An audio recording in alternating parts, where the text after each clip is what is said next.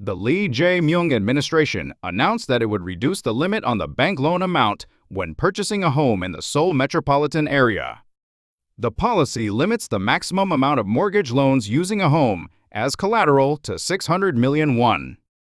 However, public opinions are split on this policy. Some say that it is a necessary measure for the economy, while others criticize it by saying that it will make it even harder for lower-income and young people to buy a home. Mortgage loans, in which individuals can borrow money using a home as collateral, have been the most common option for those without a home to purchase property.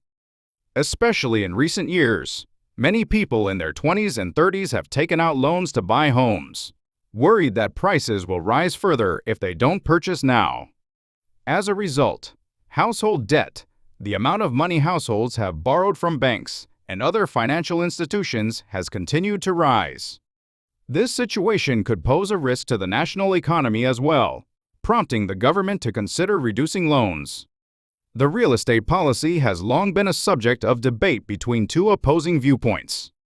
One side argues, housing prices are rising because there is a shortage of homes. If we build more homes to increase supply, prices will naturally fall.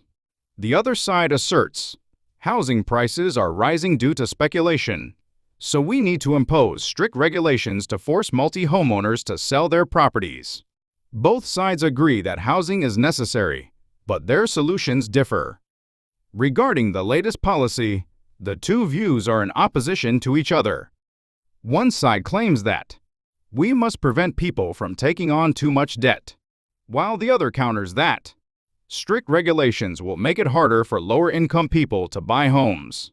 Those in favor of the loan regulations say that if mortgage loans continue to increase, it could lead to a major economic crisis in the future. The U.S. also experienced a financial crisis in 2008 from the subprime mortgage crisis. On the other hand, those opposed to the regulations worry that if loans are limited, young people and lower-income households will lose the opportunity to buy homes in the Seoul metropolitan area. That way, only the wealthy will be able to buy homes. Some also voice that if housing transactions decrease, John's rental and monthly rent prices will rise, and construction companies may also face difficulties.